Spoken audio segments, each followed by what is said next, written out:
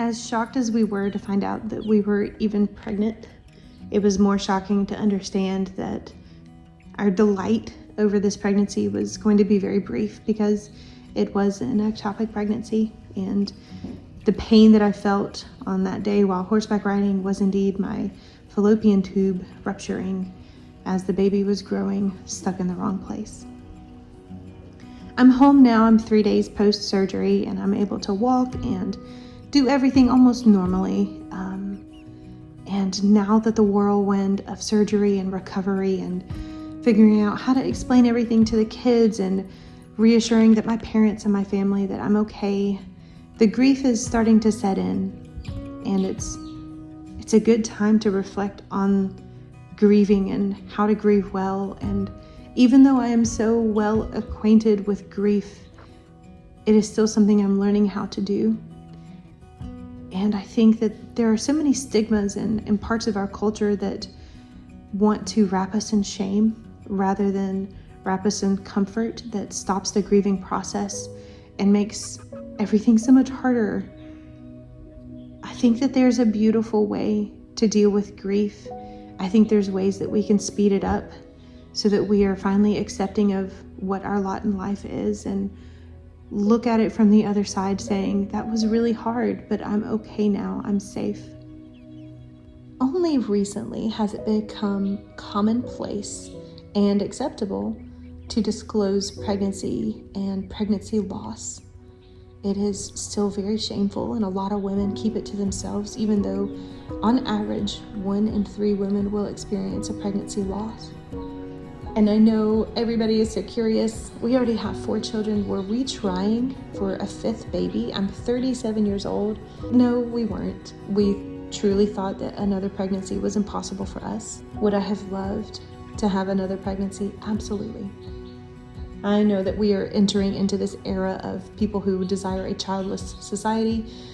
Given the way that mothers are treated in public transit, how people roll their eyes at crying babies on airplanes, and kids are in the way at the grocery store, I see a new era coming here in the United States where children are more and more an inconvenience. But that is not how I feel at all. Children are the jewel in my crown. And honestly, I think every child should feel that way.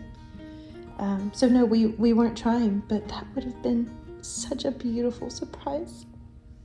As I woke up from surgery, the doctors informed me that I had indeed had an ectopic pregnancy, and that we lost the baby and we lost the tube. And the grief started immediately. My doctors and nurses were just amazing. They gave me space and they comforted me, and they didn't offer any platitudes that I would normally expect from complete strangers. Nobody said, hey, you already have 4 kids, isn't that enough? Nobody said, you're getting a little old, this pregnancy could have been really hard on you anyway.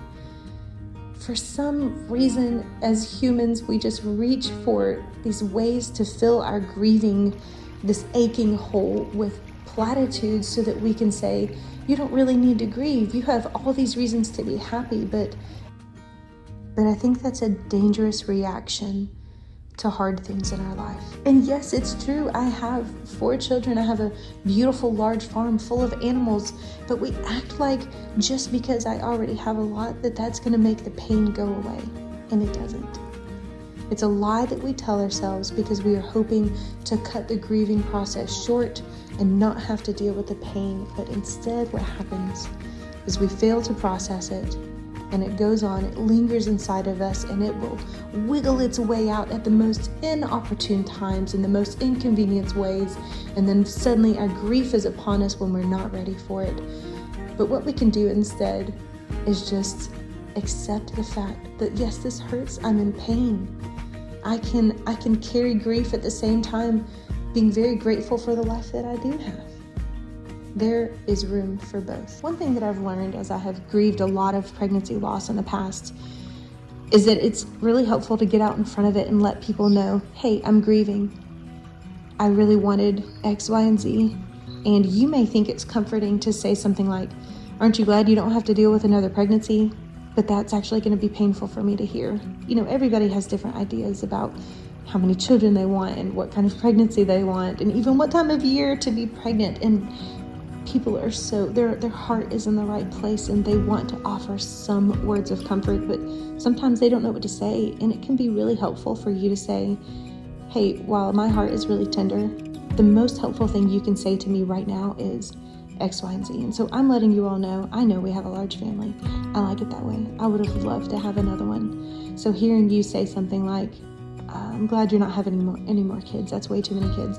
That's actually going to be really painful for me to hear. And if people have a hard time with you placing a boundary out there as a way of you protecting your heart, then those people are not very good friends. And maybe while you're waiting for them to become more mature and more kind and compassionate, maybe it's time for you to distance yourself from those people.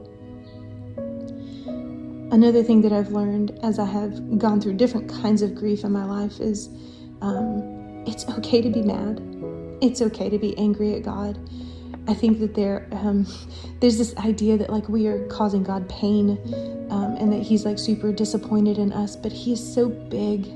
It reminds me of like a toddler trying to punch at their parent. Like those blows may land, but I promise it doesn't inflict any pain. He is so big, and he understands that our ability to understand is so finite. He is perfectly capable of carrying our emotions without being wounded. And so feel your feelings and cry out to him. There's beautiful psalms that talk about lament and grief, and the poets in the Bible definitely cried out in anger and in anguish and in disappointment and disbelief. And we are the same humans that David and the other poets in the Psalms were. God is perfectly able to listen to us grieve without being offended. If we stop ourselves from going to him in honesty and saying, I can't believe you allowed this, I can't believe you saw fit to let this happen, then we are stopping ourselves from turning to the one place of comfort that is always steady, that is always there, and that has true peace on the other end of it. So cry out to God. When I think back over the times that I have grieved and the trauma that I've been through, one thing strikes me, and that is that my experience in foster care, my adoption, our infertility, and my other chronic health issues, I didn't choose any of that. None of those were my choice.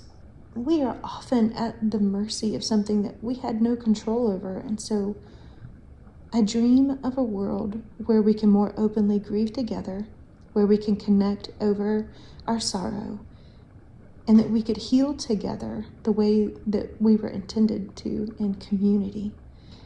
From what I can tell, there's a lot of other people who've been through the same thing, and they are so relieved that they are not alone. And so I hope that my story today makes somebody feel a little less alone and a little bit more ready to talk it out. There's a lot of things that we celebrate together, birthdays and achievements and success. If we can do the good things together, then I think we should do the hard things together too.